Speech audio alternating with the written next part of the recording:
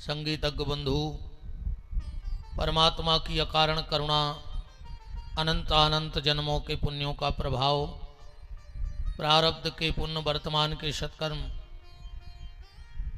जिनको फलीभूत होकर प्राप्त हो रहे हैं और इस कथा के मुख्य यजमान के रूप में बैठने का सौभाग्य मिला श्री ताहर सिंह जी मुरारी वाले, उनकी गृह स्वामिनी, इस कार्यक्रम के आयोजक, समस्त नगर परिषद कर्रापुर एवं क्षेत्रवासी, समस्त आयोजन सेवा समिति के सभी अधिकारी पदाधिकारी बंधु,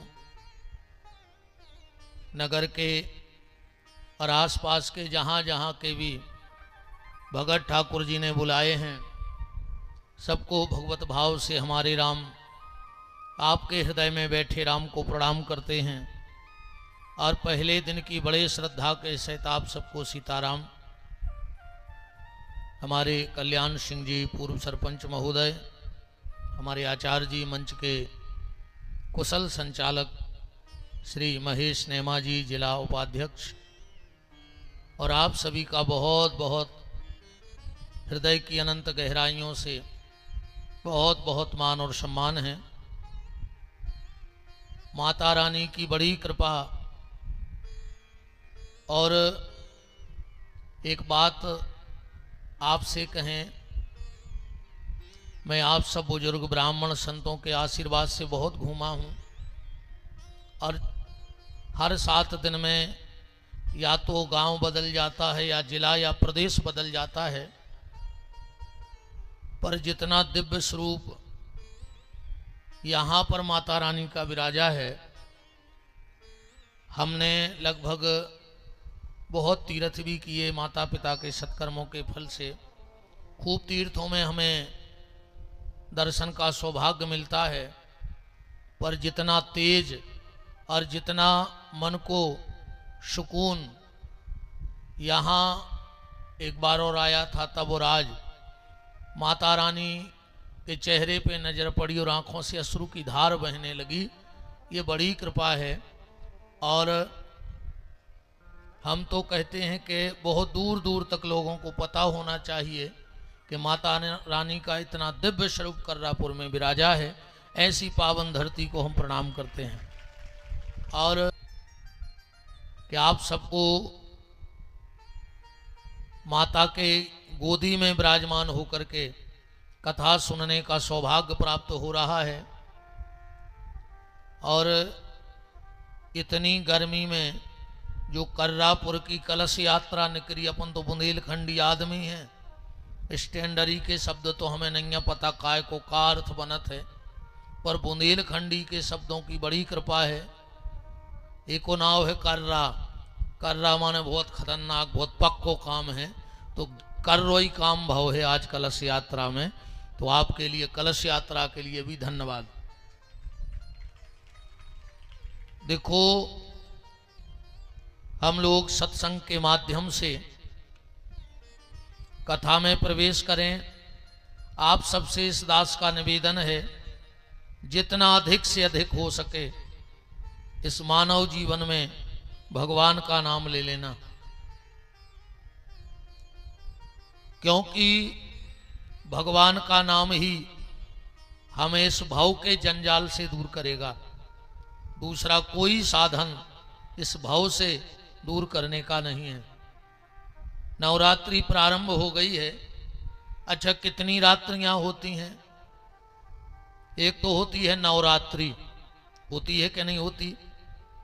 एक होती है शिवरात्रि, होती है कि नहीं होती? 2 तो हो गई। अब तीसरी रात भी है,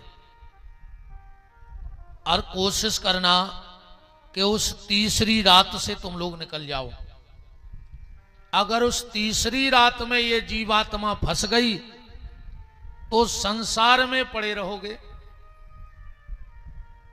और उस तीसरी रात्रि से निकलने का जो सबसे बड़ा सुगम और सरल साधन है वो है सत्संग। तो एक तो हो गई नवरात्रि, एक हो गई शिवरात्रि, और तीसरी है मोह रात्रि। जो मोह की निद्रा की रात है उसमें व्यक्ति फंसा है। और अगर जीवन में मोह रहा, मोह खत्म नहीं हो सकता, उसको आप मिटा नहीं सकते, क्योंकि ना आपने बनाया है ना आप मिटा सकते हो। पर बात यह है कि मोह रात्रि से मन हट करके मोहन के चरणों में प्रीति जुड़ जाए। और फिर इसके बाद एक चौथी रात्रि भी है। पहली नवरात्रि, दूसरी शिवरात्रि, तीसरी है मोह रात्रि, और जो चौथी रात्रि है वह बड़ी खतरनाक रात्रि है। उसमें तो आदमी की गोविंदाय नमो नमः सीधी, और वो चौथी को रात्रि को नाम है काल रात्रि। दुर्गा सप्तशती में मोहरात्रि शब्द भी आया है और काल रात्रि शब्द भी आया है। और काल रात्रि, अब काल समय को भी कहते हैं। जो चौघड़िया होती ना उसको काल बोला जाता है। काल कल को भी बोला जाता है। तो काल रात्रि आवे, हमारे जीवन का अंतिम समय आवे, उस काल रात्रि के पहले कोशिश करना कि काना तुम्हारे जीवन में आ जाए। मौत के आने के पहले मोहन आ जाए, क्योंकि मौत तो गारंटी है आएगी, यहां कोई बचने वाला नहीं है। मौत तो कुत्तों की भी आ है, मौत तो सुंगरा भी मर हैं, पर अगर ऐसा ही अपन मर गए कुत्तों ही घाई, तो हमारी मौत में और कुत्तों की मौत में क्या अंतर रहो।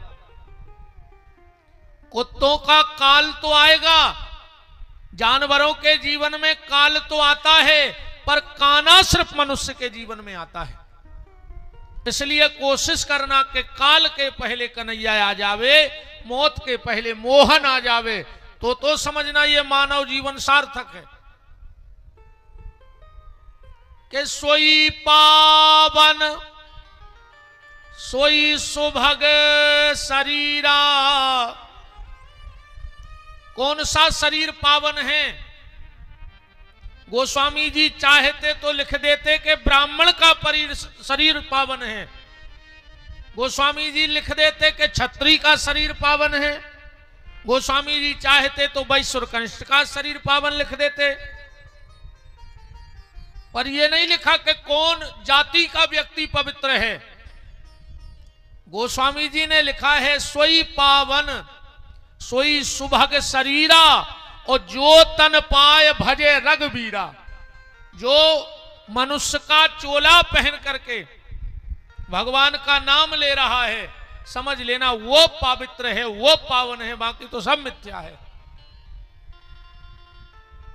तो कोशिश करना कि काल के पहले काना और मौत के पहले मोहन, तो ये नवरात्रि सार्थक है।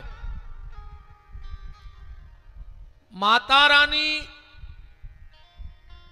की बड़ी कृपा इस जीव पे है। हम कोशिश करेंगे इस कथा में आपको देवी भागवत से ज्यादा जोड़ करके चलें, क्योंकि माता रानी नवरात्रि चल रहे हैं। इस बार की कथा में अपन बहुत चीजों पे विचार कर रहे हैं और नए नए पहलुओं पे विचार करेंगे आपसे। पर आज पहला दिन है, आपसे एक निवेदन है, अगर हो सके, संभव हो और है संभव, तो इन 9 दिन में अपने घर में पूरी रामायण का पाठ कर लेना। चाहे परिवार के लोग थोड़ा थोड़ा पढ़ना, पर आज से ही प्रारंभ करना, और 9वीं तक घर में पूरी रामायण का पाठ हो जाए। नवरात्रि में अगर घर में अखंड रामायण का पाठ हो और ये भी ना कर पाओ, तो सुंदरकांड का पाठ कर लेना घर में।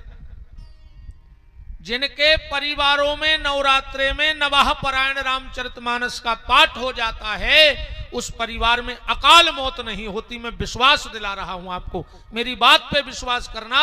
अगर किसी के परिवार में अकाल मौत हो रही हो तो आज से शुरुआत आज से करनी है, प्रतिपदा है, क्योंकि आज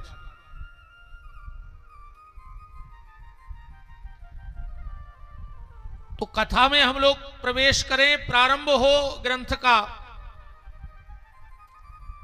आप सबसे निवेदन है, भजन करो, नाम जप करो जितना अधिक से अधिक कर सकते हो,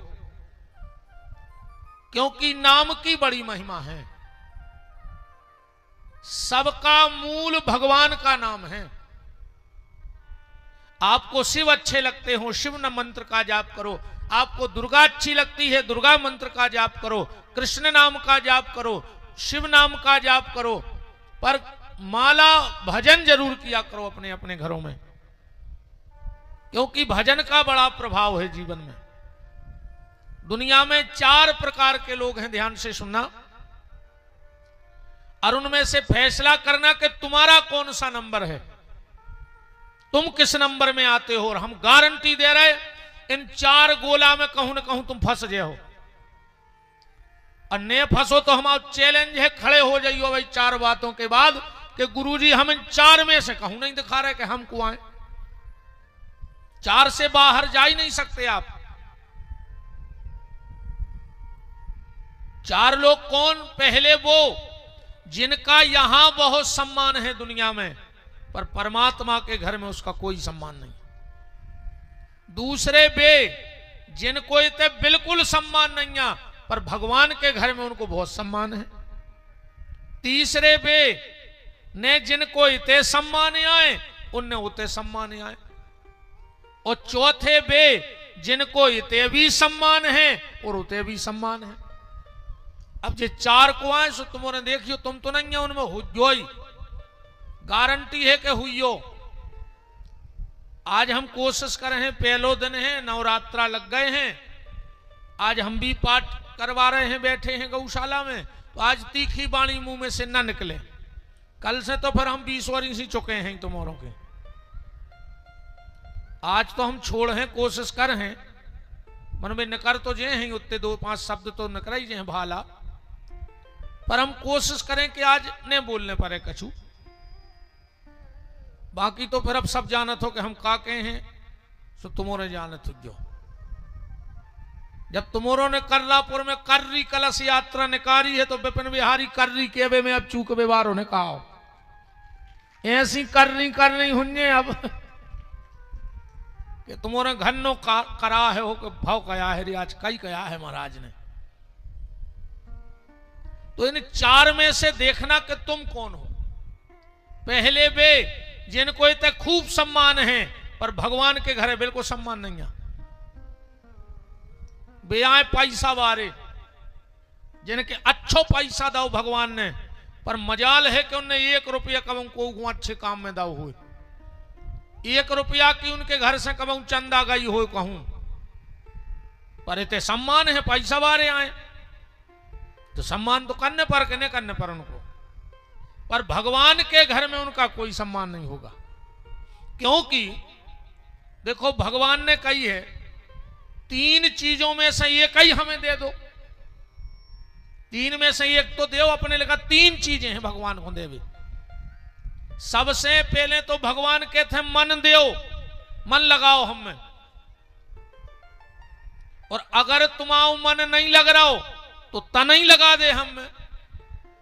भाई तुम्हारा मन नहीं लग रहा हो, कम से कम इतो ही कर दे कि जब कथा हो रही को पानी पियात रहो, जो भी तो भगवान ही को काम आए। कोनो मंदिर पे झाड़ू लगाए आएंगे कबों कबों,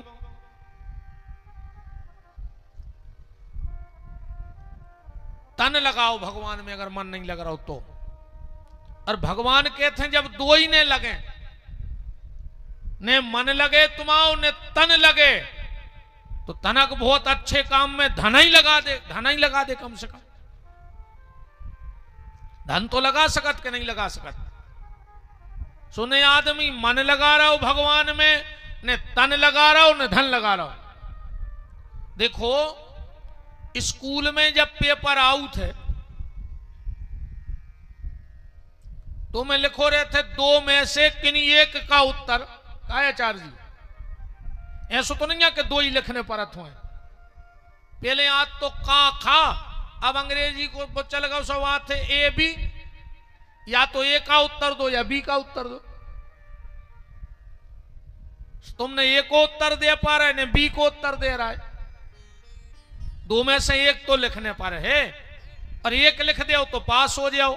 तो कह तो भगवान में मन लगा दे, ना भगवान में तन लगा दे, और दो ही ने लगे तो कछु धन ही लगा दे।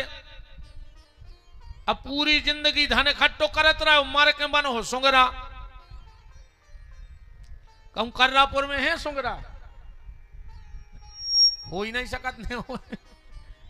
अब उनको देखियो आज वे जहां ठाणे मिले हैं वे उतई की जमीन खोदत। सुंगरा कब सूदो न ठाणो रहे, चौंद मारता ही रहे वो जमीन में।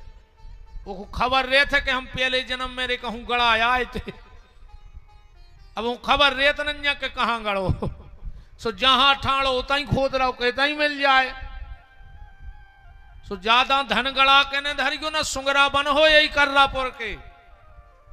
ध्यान राखियो तई फिर हो घूरो घूरो, तो मंदिरों मंदिरों ने फिरे तो घूरो घूरो फिर वाऊ थे भगवान। ध्यान राखियो मंदिर मंदिर फिर हो तो प्रसाद खे हो, अकऊ ने गए तो मर के बन हो सुंगरा। सब घूरो घूरो पे फिर हो सो का खे हो सो जान गए हो जो ने को आओ हमसे आज ना हम के भी देते। मंदिरों मंदिरों फिरत रहे हो तो घूरो घूरो ने फिरने पर, सुंगरा बन के ने फिरने पर। तो पहले वो हैं जिनका यहां बहुत सम्मान है पर वहां कोई सम्मान नहीं। भगवान कहते रहे तूने कछु करो ही नहीं है। और दूसरे बे जिनको इते तो सम्मान है पर इते सम्मान नहीं है पर उते सम्मान है। वे आए भजन करवे वाले सत्संगी, भजन करवे वालों को तो कोई सम्मान नहीं। को आदमी कहते वो कछुदीन के नंजा मंदिर में बैठे भजन कर रहा है। पर जिस दिन वो परमात्मा के दरवाजे जाएंगे भगवान कहेंगे धन्य है मैंने तुम्हें मनुष्य का तन दिया और तुमने कुछ तो अच्छा किया जीवन में। अच्छा तीसरे बे ने जिनको इतने सम्मान ने उते सम्मान, बे आए दारू खोर, बे आए चुगलखोर, बे आए बेईमान बदमाश। अच्छा बताओ दारू खोरों को इतने सम्मान है? अरे ते तो ठीक आदमी को कहूं सम्मान नहीं हो तो को ससुराल में सम्मान तो होता ही है, मानो दारू खोरों को कहूं नहीं हुए। अब ससुराल वाले भी क्या करें, वे भी 1200 को गलीचा बिछाए कुंवर साहब को, कुंवर साहब आ रहा है। अब पता लगो कुंवर साहब डरे कुत्तों हाई गांव के खचा में वो भी गली में ही पी आए थे। अब बेका जाने ससुराल वाले के जीजा गलीचा पे ने बैठ खचा में डरो रहे। वो तो ऐसे लोगों का कहीं सम्मान नहीं होता। और चौथे वो हैं जिनका यहां भी सम्मान है और उस परमात्मा के घर में भी सम्मान है। वो हैं जिन्होंने धन पा करके उस धन को धर्म में लगाया है। धन को धर्म में लगाया, कोई टूटे फूटे मंदिर का जीर्ण उद्धार कराया, किसी गरीब बेटी का ब्याह करा दिया, किसी गरीब की दवाई करा दी, किसी भूखे को भोजन करा दिया, कोई सदावर्त तालाब कुआं खुदवा दिया, मठ मंदिर का निर्माण कर दिया, तो उसका यहां भी सम्मान होगा। और जब परमात्मा के घर जाएगा तो उसका वहां भी सम्मान होगा। अब इन चार में से तुम्हारे को आओ तो अपनो अपनो हिसाब लगा लियो। अब इन्हें लगे तो रात में डरे डरे सोचियो कि हम को आए रे, ठीक हम कौन कैटेगरी हुज्जो चार में से गारंटी है। तो इन 7 दिन में हम नवरात्रि, शिवरात्रि, कालरात्रि और मोहरात्रि, इन चारों रात्रियों का समावेश करके कथा को आगे बढ़ाएंगे। क्योंकि भागवत जी में 4 ही शब्द हैं, भा, गा, वा और ता। चारों को मिला दो तो बन जाए भागवत। थोड़ी सी जानकारी कर लो कथा की, क्योंकि जानकारी कर लोगे तो बड़ा आनंद आएगा सुनने में। इस कथा को जजमाने से नहीं बैठने, तुम तो चाहे कुर्सी पे बैठ जज्जो, जय आसन को उन्हें लगा जो कथा में ध्यान राखियो, ठीक लगे हो और हम टोक दें मेरे को तुरंत। ये दरिद्र आसन कहलाती है। जीवन को संबंध टूट जाए उसे, अगर तुम्हारे घरे को सो आके बैठ जाए वो तुरंत भगा दो, तुरंत भगा दो। वो जिंदगी नहीं आवे, वो तो सोने के हड़ा उगल रहा हो तुम्हारे घरे, पर अगर ऐसो आके बैठ जाए तो उसे कह दो कि घरे जाओ नसी, और आज जो ही नहीं, अब हम कह रहे जिंदगी को संबंध टूट जाए चाहे। ये आसन ना कभी कथा में ना अपने घर में नहीं लगा, पांव खोल के बैठ जाओ, कुर्सी पे बैठ जाओ, राम कहो।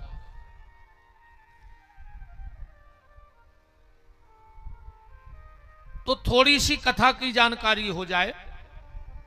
इस कथा को नर और नारायण ने बद्री का आश्रम में बैठ करके चतुश्लोकी भागवत को बनाया। नर नारायण ने यह कथा सुनाई ब्रह्मा जी को 4 श्लोक की। ब्रह्मा जी ने यह कथा 5 लड़कों को सुनाई अपने, सनक, सनंदन, सनातन, सनत कुमार और नारद जी। 4 भाइयों ने तो कथा सुनी और जाकर समाधि में बैठ गए, उनने को नहीं बताई ये बात है, गुप्त रख ली। पर नारद जी ने विचार किया कि इसका प्रचार होना चाहिए, तो नारद जी ने जा कथा जाके सुनाई व्यास जी को। व्यास जी ने जा कथा सुनाई श्री सुखदेव जी को, और सुखदेव जी ने जा कथा कही परीक्षित के लाने। फिर जा कथा सूत जी ने सुनी। सूत जी ने 88,000 सोनक ऋषियों को कही, और जब कथा आज हमारे तुम्हारे बीच में कर्रापुर आ गई। जो तो होगा कथा को क्रम। कथा कहां भाई? नेमी सारन में। एकदा ही विशालायाम चतबारा ऋषियो मलः सतसंज्ञार्थ समायाता। 88,000 महात्मा इकट्ठे भाई नेमी सारन में। वैसे तो नेमी सारन है यूपी में सीतापुर जिले में, लखनऊ के पास, पर आज से कर्रापुरई नेमी सारन कहाओ। 7 दिन के लाने जो कर्रापुर नेमी सारन ने आए। अच्छा, नेमी सारन का महत्व क्या है? नेमी सारन का यह महत्व है, वहां भगवान का चक्र रुक गया था। एक बार सब संत महात्मा देवता भगवान के पास गए और बोले, प्रभु हमें कोई ऐसी जगह दे दो जहां बैठ के हम भजन करें, मन को शांति मिले। भगवान ने अपना सुदर्शन चक्र छोड़ दिया, कहा इसके पीछे पीछे चले जाओ, जहां मेरा ये चक्र, जहां सबसे पवित्र जगह होगी वहां मेरा चक्र रुकेगा और वही जगह भजन के लायक है। चक्र चलते चलते गया और नेमी सारन में रुक गया। उस जंगल में नाम तो फिर नेमी सारन पड़ा। और भगवान के चक्र का एक टुकड़ा, अपनी भाषा में देखो दत्ता कहते हैं, वो टूट के उतर गिर गया। आज भी जो नेमी सारन गए होंगे वहां पर चक्र तीर्थ है, उसका पानी घूमता ही रहता है नेमी सारन में। वहीं भगवान के चक्र का टुकड़ा टूट के गिर गया, नाम पड़ गया निमिष कहते हैं चक्र के उस दत्ता को, और आरण्य कहते हैं जंगल को, या निमिष समय को भी कहते हैं। जहां समय का चक्र रुक जाए वही नेमी सारन है। तो वहां तो भगवान का चक्र रुका, कर्रापुर में क्या रुकेगा? बोले हमारा मन रूप, मन जो चक्र की तरह घूम रहा है, मन भी बिल्कुल चक्र ही घाइया है। तुमने बैठे भले थे हो, मन को कहां कहां हुआ है हुए में। शरीर से भले थे धरे मन व्यवस्थाएं पूरी बन रही, जो एते हैं वे एते नहीं है, और जो जहां हैं वे होते नहीं है। आदमी जहां रहता है उसका मन वहां नहीं रहता, मन तो भटकता है। मन की गति है अटपटी और झटपट लखे न कोई, और जो मन की खटपट मिटे तो झटपट दर्शन होए। मन है चलाए मान रीझता है झूठे जग जाल के झमेलों में। ये मन इतना स्थायी कभी रहता ही नहीं कहीं। और बात तो मन की है भैया। भगवान को मन या चाहने तुमसे और कुछ नहीं चाहने, ने भगवान तुम्हारे तन के भूखे आए, ने तुम्हारी जात के भूखे आए कि तुम कितनी ऊंची जात में पैदा भाई। उते नहीं चले जो भगवान के थे, जात पात नहीं चले। उते तो तुम्हारे कर्मों को हिसाब हुए, जात को आधार कार्ड नहीं लगे कि तुम कौन बिरादरी के आओ। उते तो तुमने कर्म का करे कौन जात में जा बताओ। अब बहुत ऊंची जात में भाई अकौठाड़े सुंगरा पटाए हुए तो एक शिष्या ने बची हुई कलाहरी में तुम्हारे मारे, तो भगवान तुम्हें फूल लेके आरती करे कि पधारो।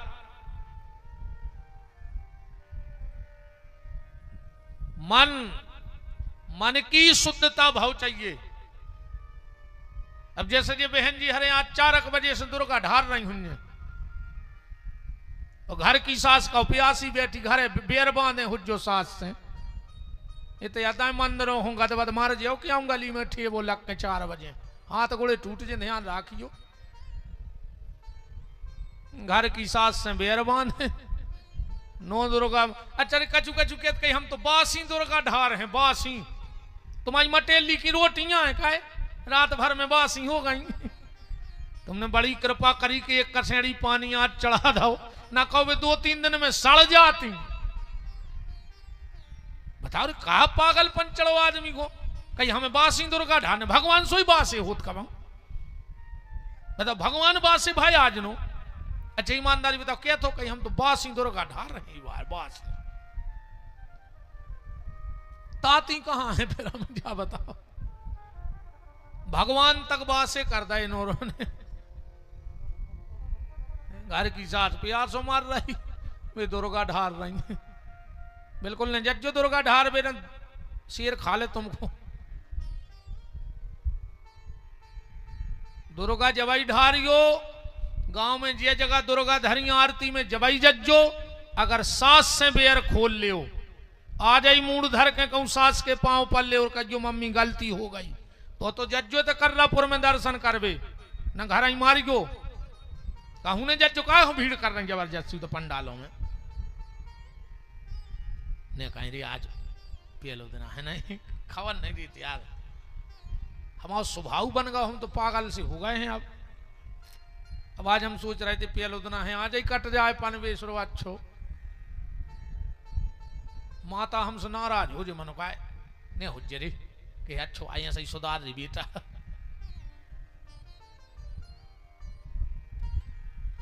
ये हमारा मनरूपी चक्र चल रहा है और ये मनरूपी चक्र यहां रुकेगा इसकी गारंटी है।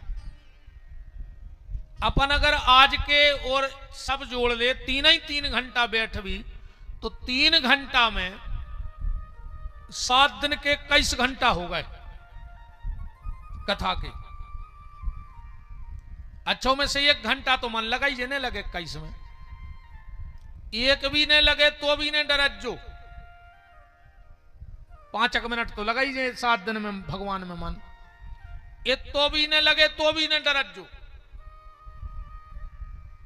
कबीरदास जी ने एक जगह लिखो है कि बैल के सींग पे राई को दानो धरो और जितनी देर में वो राई को दानो बैल के सींग पे रुक जाए अगर वो तो भी भगवान में मन लग जाए तो बेड़ा पार हो जाए।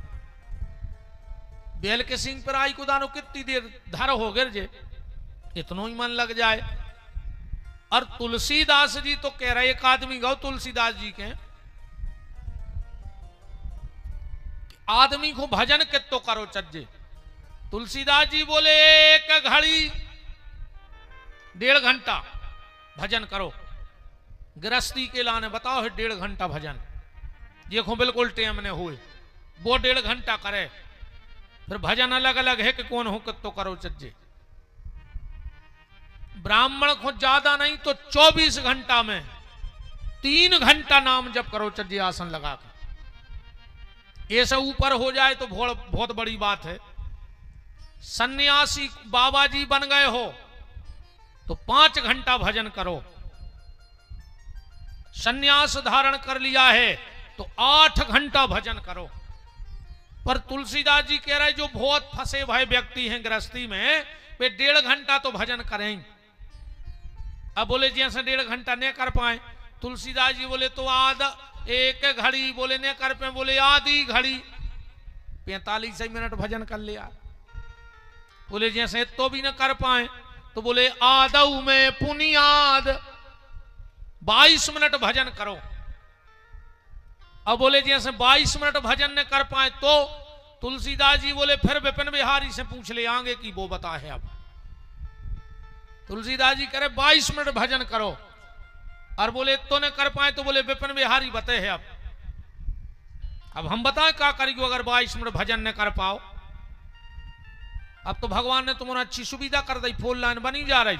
सो 2 बजी रात बीच रोड पे सूरज जो सुकन ट्रक चढ़ जाए सो भुनसरा मारी मिलो। जब 22 मिनट भजन नहीं कर पा रहे तो मारे जा जी का हो रहा है। राम भजन के आलसी भोजन के होशियार, और तुलसी ऐसे मनुष्य में दे दे डंडा 4।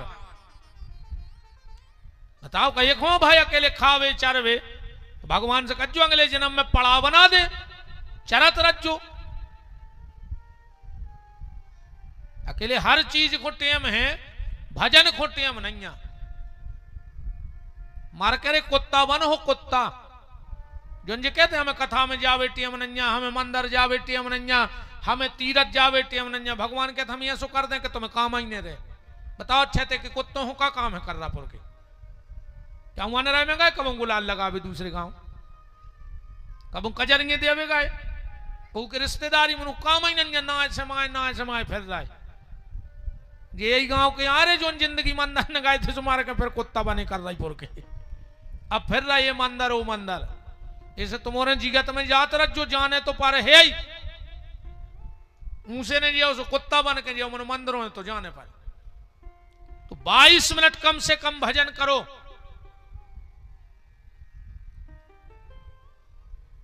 देखो सुबह सुबह मंजन जरूरी है कि नहीं? दोपहर में भोजन जरूरी है और शाम को शयन भी जरूरी है। ऐसे ही 24 घंटा में भगवान को भजन भी जरूरी है। भजन करो, हर काम जरूरी है तो भजन भी जरूरी है।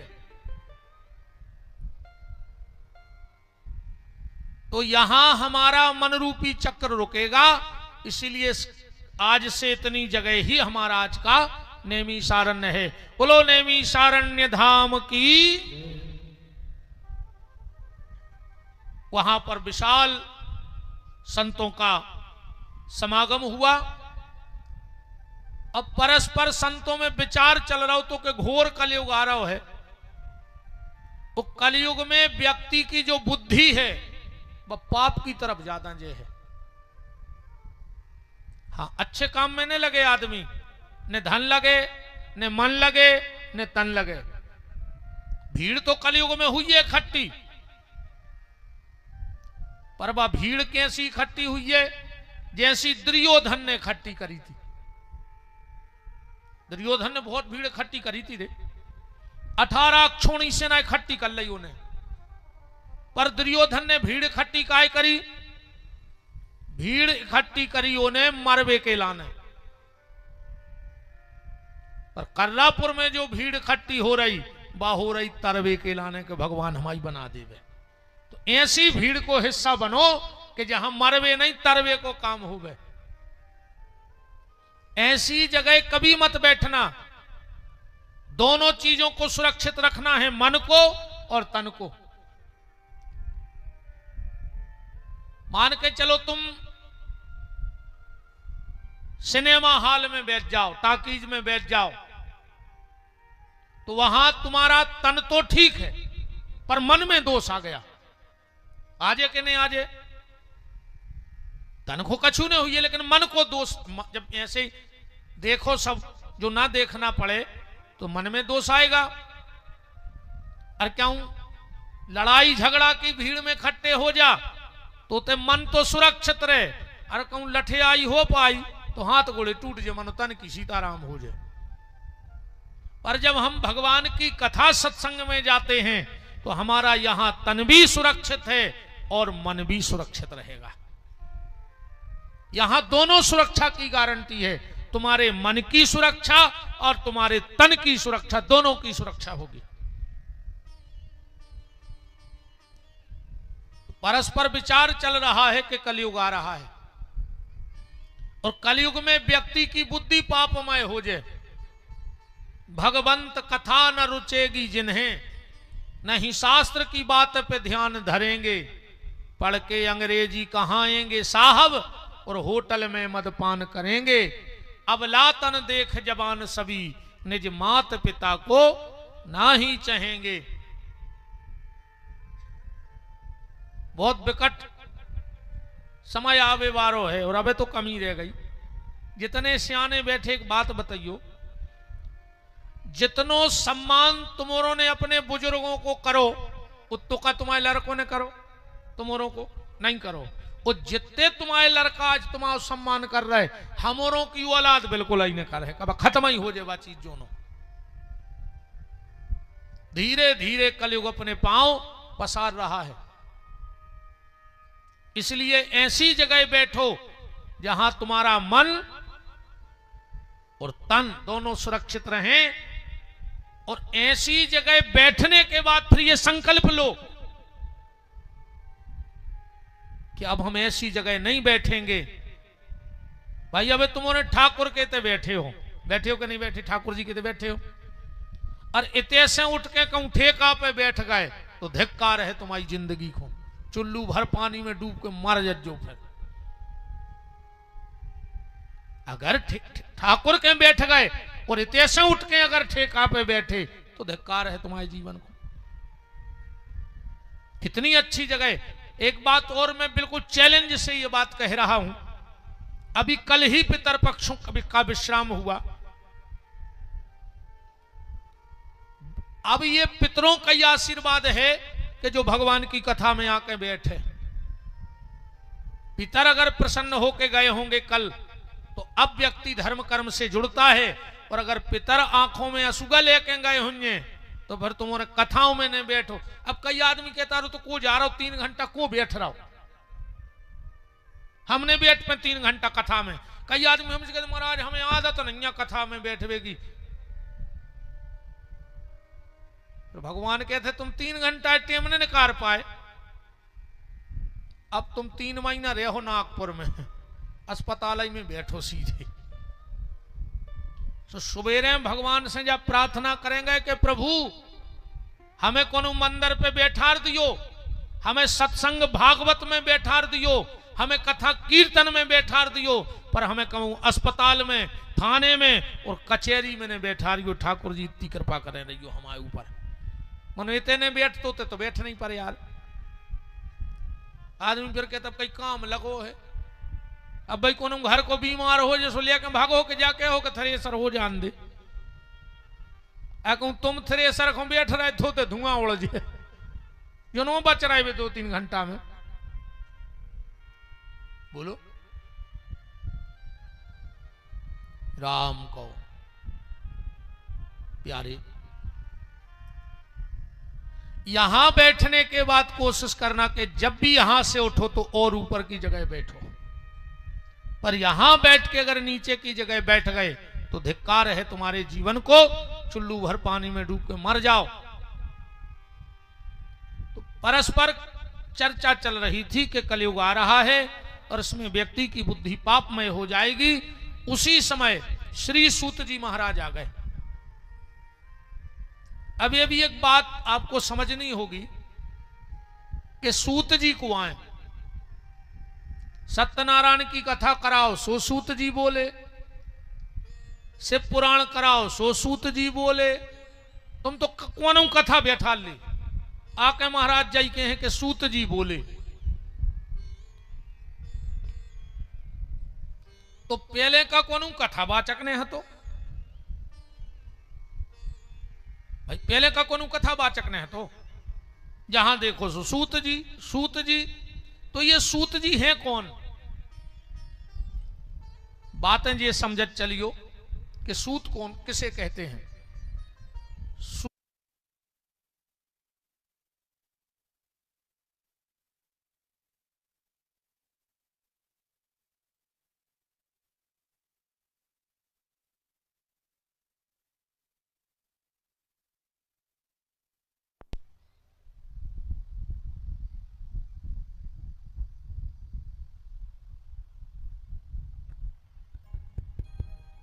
राम,